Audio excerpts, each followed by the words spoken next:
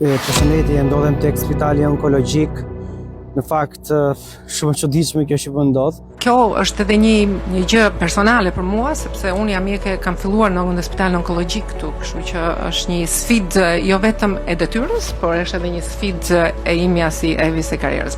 Është një hipokrizi e frikshme totale, se deri ku mund të arrijë njeriu, sepse edhe pse poltronët kanë qenë në vendin e tyre, nuk janë lejuar pacientët e smur me kancer të bëjnë kimioterapit e tyre në poltrone. Doli një kronik dje në media për rekonstruksionin e pavionit të onkologjikut QSUNT. Ishte ministre e shëndetësisë që tregonte ambientet e rindërtuara dhe poltronët e rinj për pacientët.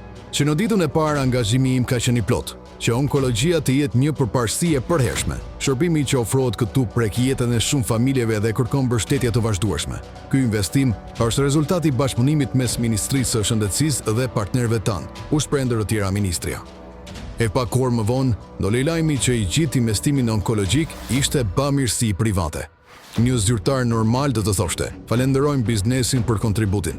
Qeveria do të bëjë gjithçka ka mundësi për të përmirësuar situatën e vështirë të onkologjikut, por ne inkurajojmë edhe bizneset të tjera të na bashkohen. Por ministra jon nuk e thot këtë.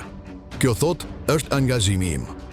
Tani ku ishte angazhimi ministres në të punë? Se po qe për qeverin, ashtu do ishte akoma gjendja. Do vazhdoni të torturoheshin pacientët në këmbë, siç e kanë lënë për vite të tëra. Sepse e shohin biznesin ose si një partner në vjedhje, ose si një lop për të vjedhur. Nuk e konceptojnë dot ndryshe që qeveria dhe biznesi mund të bëjnë edhe gjëra të mira për njerëzit.